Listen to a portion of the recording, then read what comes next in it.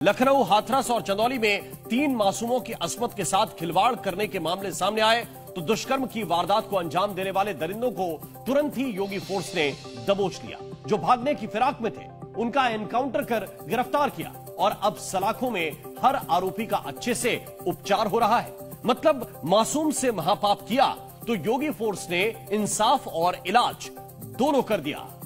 अगर बेटी और व्यापारी की सुरक्षा के लिए, राह चलते हुए राहगीर की सुरक्षा के लिए खतरा पैदा होगा तो शाम तक उसकी राम नाम सत्य है कि यात्रा भी निकल जाएगी। मासूमों से अत्याचार करोगे तो योगी फोर्स तगड़ा इलाज करेगी। बेटियों की अस्मत से खिलवाड़ करोगे तो बाबा की सरकार छोड़ेगी नहीं। पुलिस ने भी फायर किया है जिससे दाहिने पैर में गोली लगी है। मुख्यमंत्री योगी के राज में मासूमों से दरिंदगी करने वालों का यही हश्र होता है। जो हाथरस के अमन का हुआ है, जिसे सलाखों में बंद कर दिया है। लखनऊ का मोहम्मद सरजू एनकाउंटर में लंगड़ा हो गया और चंदौली का सुभाष भी व्हील चेयर पर बिठा दिया गया। ये तीनों ही बेटियों के दुश्मन हैं और मासूमों से महापाप करने वालों का योगी फोर्स ने पक्का इलाज कर दिया है। शुरुआत हाथरस से, जहां सादाबाद थाना इलाके में एक 7 साल की मासूम को एक दरिंदा बाजार से उठा ले गया। बड़ी बहन ने आकर परिवार वालों को बताया तो तुरंत मासूम की खोजबीन शुरू हुई और काफी देर बाद बच्ची एक सुनसान जगह पर घायल हालत में मिली, जिससे ग्रामीणों का गुस्सा भड़क गया। व्यापारियों ने भी बाजार बंद करके आक्रोश दिखाया। जैसे ही पुलिस को सूचना मिली कि योगी फोर्स ने बच्ची को अस्पताल पहुंचाया और दुष्कर्म के आरोपी अमन खान को दबोच लिया, जिसके बाद लोगों का गुस्सा शांत हुआ। इस संबंध में तत्काल सुसंगत धाराओं में अभियोग पंजीकृत कर लिया गया है और जो आरोपी है उसकी शिनाख्त करते हुए उसकी गिरफ्तारी भी कर ली गई है। आरोपी का नाम अमन पुत्र चांद खां है और यह बिसावर चौकी क्षेत्र का ही निवासी है। ऐसी ही हिमाकत उस शहर में की गई जहां खुद योगी रहते हैं और पूरे उत्तर प्रदेश की कानून व्यवस्था चलाते हैं, यानी लखनऊ में।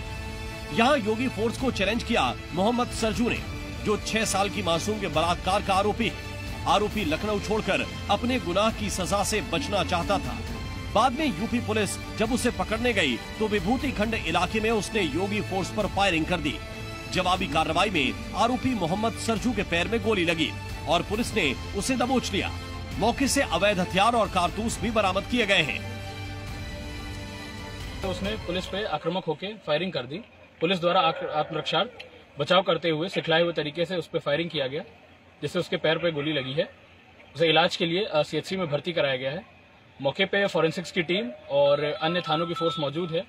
अभी यहाँ पे कोम्बिंग भी कराई जा रही है। अग्रिम विधिक कार्रवाई प्रचलित है। अगली तस्वीर देखिए।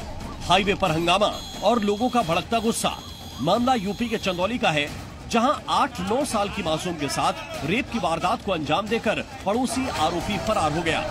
जैसे ही परिजनों को जानकारी मिली तो इंसाफ के लिए लोग सड़कों पर उतर आए और तुरंत कार्रवाई के लिए उग्र प्रदर्शन किया। बेटी है, उसको आया था, बोला कि हमको जो है कि मेरे घर कोई नहीं है, थोड़ा बाबू को भेज दो, एक बच्चा छोटा सा उसका खिलाना है।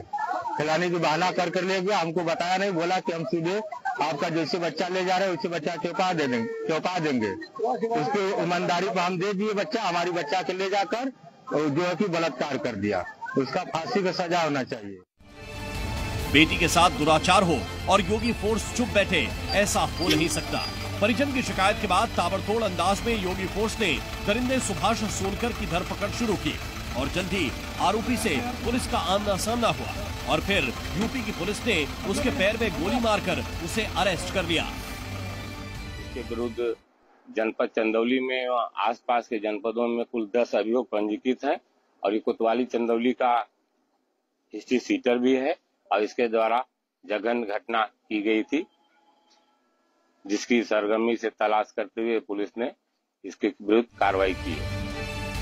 चंदौली हो, लखनऊ या फिर हाथरस, योगी का मैसेज क्लियर है। बेटियों से बर्बरता की तो बचोगे नहीं। कानून को ठेका दिखाने का काम करेगा तो उसका काम तमाम करने का काम भी सरकार करेगी और इसके लिए किसी भी हद तक जाकर के उसके दुस्साहस का जवाब देगी। यूपी में मुख्यमंत्री के इरादों के हिसाब से ही योगी फोर्स अपराधियों का सटीक इलाज कर रही है। ब्यूरो रिपोर्ट, जी मीडिया।